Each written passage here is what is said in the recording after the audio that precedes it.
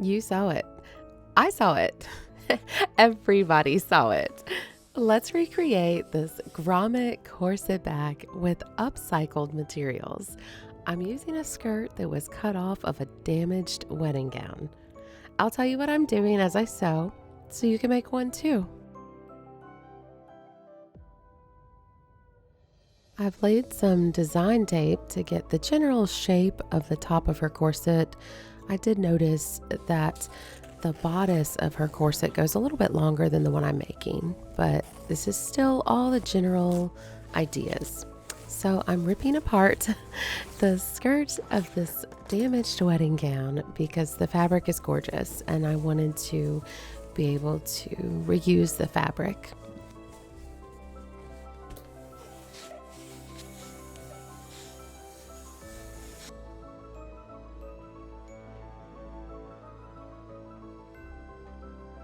I'm draping this lining fabric and I'm allowing these drapes to show me where I'm going to need some additional seams. I need them to make sense with the design and then also with the way that the fabric needs to move.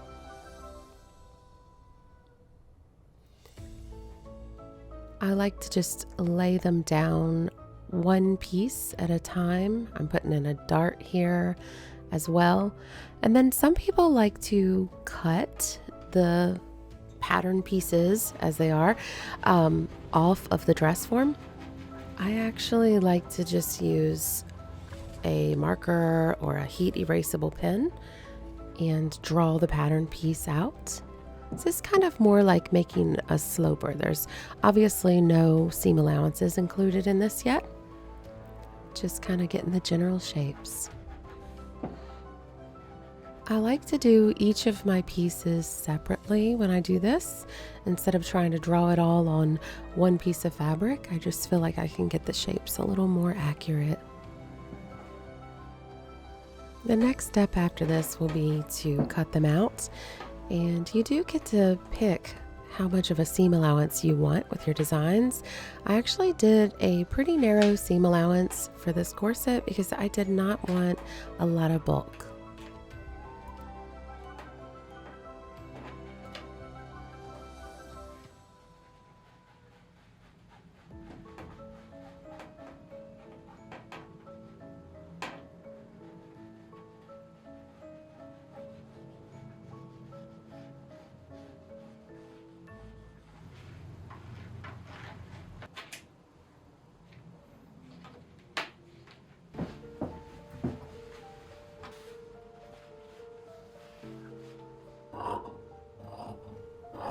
Taylor Swift swept us off our feet in her Schiaparelli white crepe gown at the 2024 Grammys.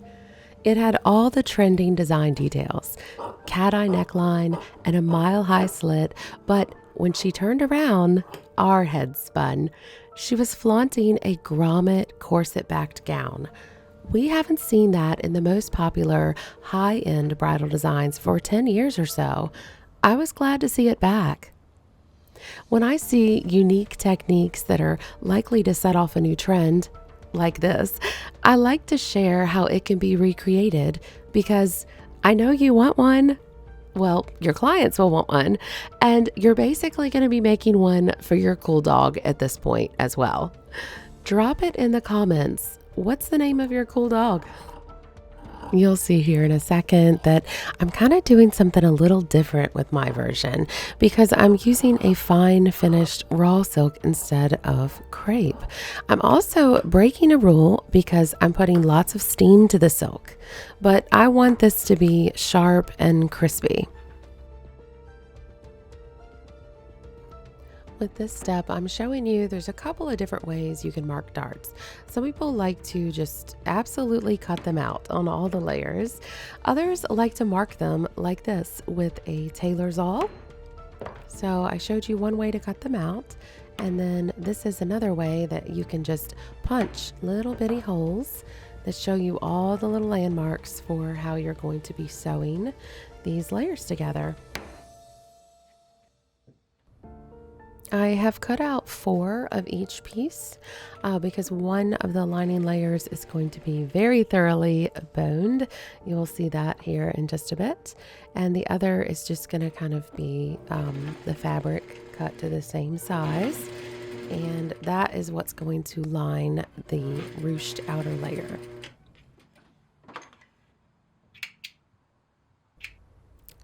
I also just capped these bones in 2 completely different ways. One had a broader cap to it that's a little more evenly distributed, and the other one was a little more narrow and minimalistic. So it just depends on where you're putting the boning, how you need the cap to lie. And here I'm going to sew in some darts. There's a lot of darting to do.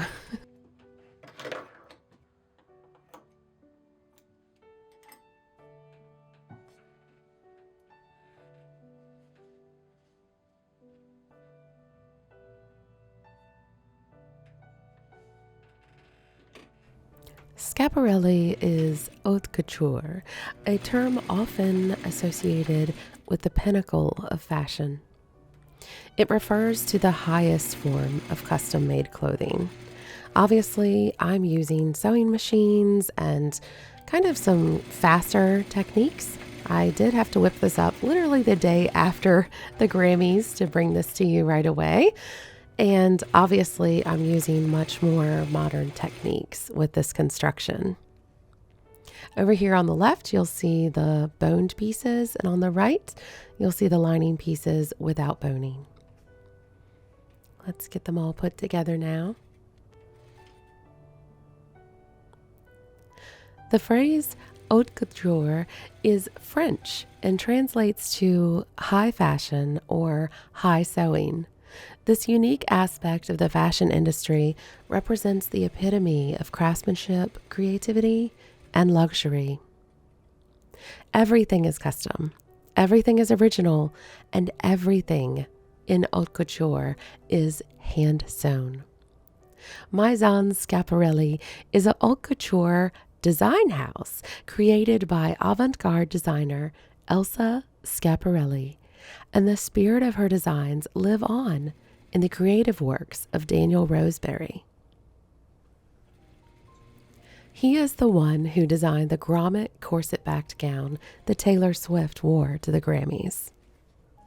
Obviously, what he made would be light years above this, but I'm just showing you how you can get the general look for the kind of fashions that us mere peasants do.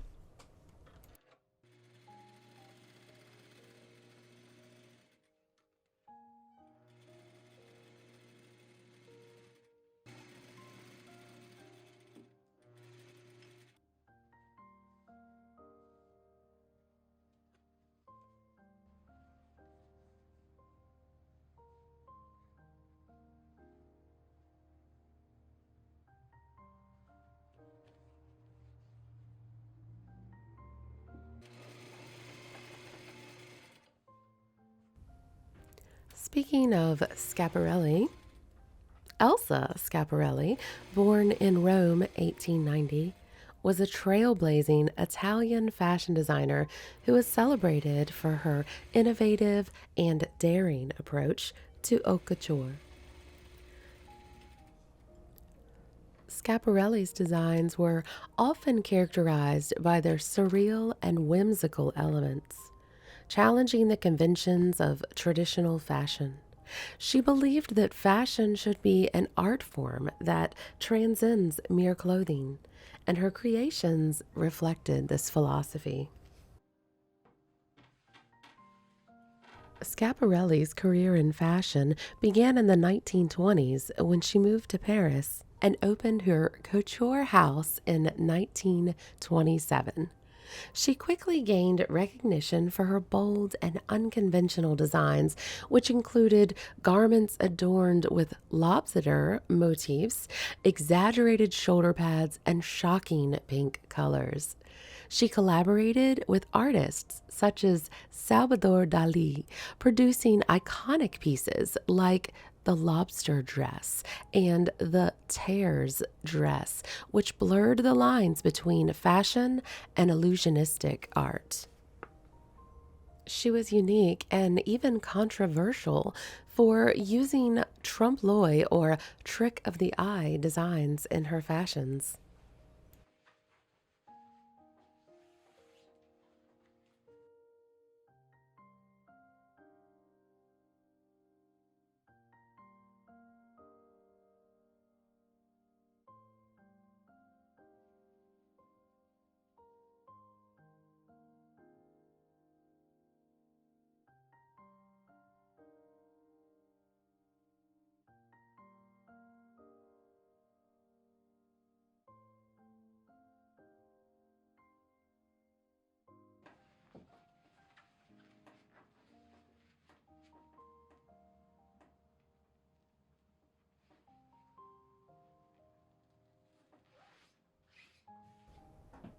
Now that we've found some ruching patterns that we're happy with, we have to tack every fold or ruche down.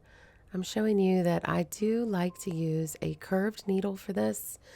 I don't necessarily buy it curved. This is a millinery needle, so it's long and straight. I just like to bend it how I need it to be, so that way when I put it through, it'll come right back out to me. But you go through and you put a little tack on the inside of each of these ruches. And I make sure that I only go through that shell layer, the outer layer, the silk. I don't go through the lining for this part because I still need access between the layers for the rest of the sewing that I'm going to do. As you can tell, we don't have a center back in this yet. I like to make these folds flow across the back just like Taylor's dress did. It was not like a look of two separate pieces in the back. The ruching was continuous and then the corset was put in. So that's what I'm going for. Again, you usually do not use this much steam on silk, but that was part of the look that I wanted for this dress.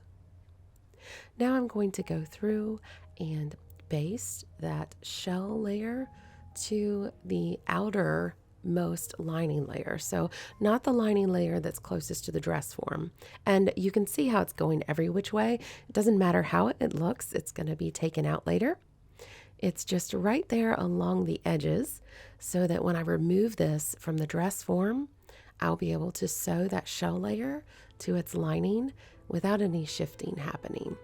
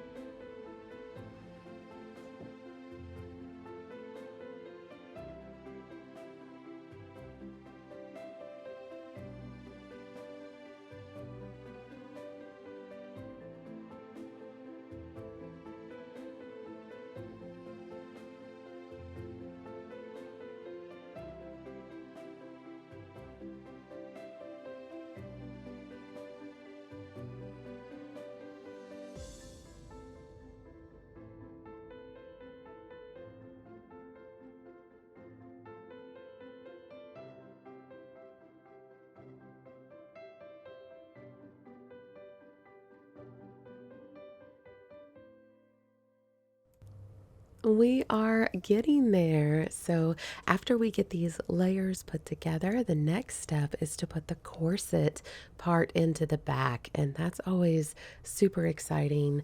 It just really sets it apart. But what I love about this stage is how you can really start to see these panels take on this very dramatic human shape. It's a beautiful thing. It's like they become their own living thing.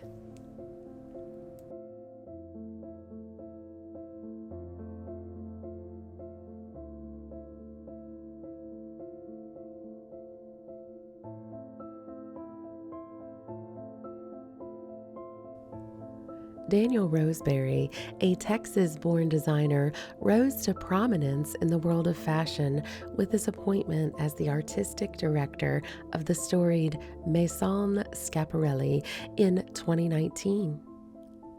Taking on the responsibility of reviving the legendary fashion house founded by Elsa Schiaparelli, Roseberry faced the challenge of honoring the brand's rich history while infusing it with his own unique vision and finding space in the modern market that can carry it through for years to come.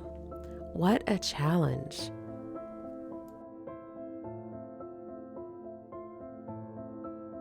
Roseberry's journey in fashion began with formal training at the Academy of Art University in San Francisco. Before joining Schiaparelli, he gained valuable experience working for other prestigious fashion houses, including Thom Browne and Balenciaga. His appointment at Schiaparelli was seen as a bold move as he was relatively unknown on the international fashion scene.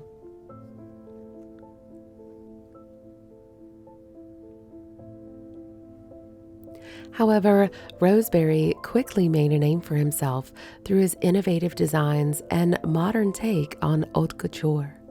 He introduced collections that blended elements of surrealism, opulence, and contemporary aesthetics, paying homage to Elsa Schiaparelli's legacy while adding his own distinctive touch.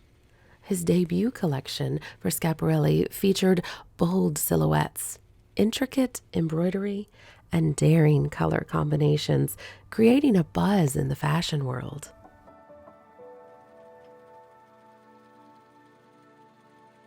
Daniel Roseberry's journey as the creative director of Maison Schiaparelli showcases the ever-evolving nature of haute couture.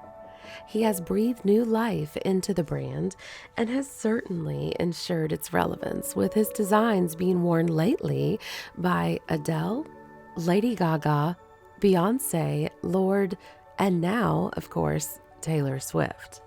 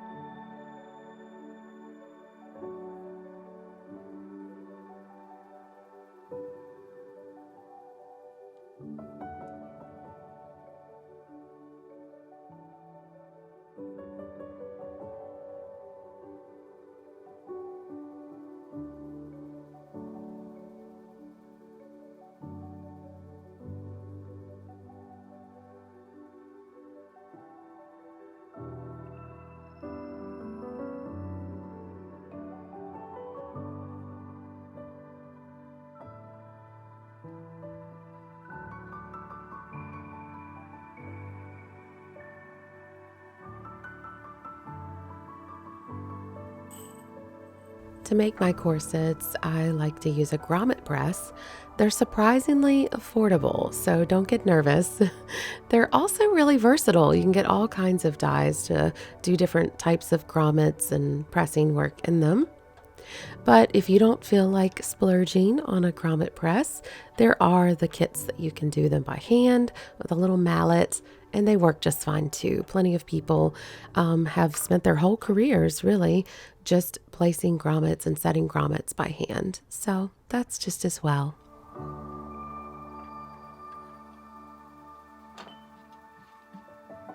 Just to give you some context of what's normal or not with pressing this, the dies that I'm using right now are a little dull. So when they're new and fresh, these little holes just pop right out, almost like you did a regular hole punch with papers, and you have these little spots and dots.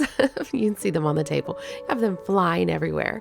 Right now mine are a little dull, so I just kind of sink the cutter down into it, the punch, and then a lot of times I have to cut around the edge to go ahead and coax them out, but that's how that works. And then now we're going to set the grommet.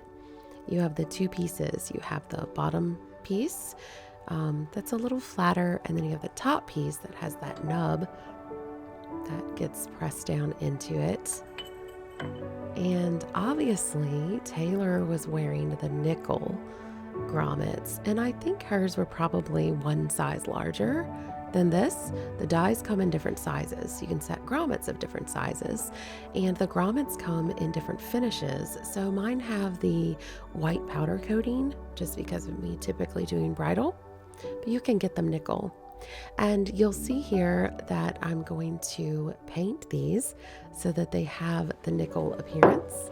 Typically what we do is we start with the white, and we do tint these to match the fabric, because you know you're just not going to get a color match very well without doing something like that. So that's an interesting little thing that you can do with these. And yes, it can chip off over time. Taylor's was laced with almost like a shoelace looking thing. It was kind of like a woven look to it. I just used a narrow ribbon for this, and let's just enjoy this grand reveal. I'm gonna start her off blurry and get her crisp, but I do have a question for you. Taylor has been known to keep secrets while dropping Easter eggs. She's very publicly dating Travis Kelce now, and she wore a gown that could be a clear nod toward bridal fashion. Please tell us in the comments, do you think she was just in the mood to wear white, or is this the beginning of her bridal era? Obviously, I've pushed the design of this corset a little more in the direction of a bridal, but we have seen a lot of crepe lately, so you never know. Please take a second and tap that subscribe button so you don't lose track of me. And also let me know in the comments, would you wear a grommeted corset back gown on your wedding day? I think I would. Enjoy this next video and enjoy your day.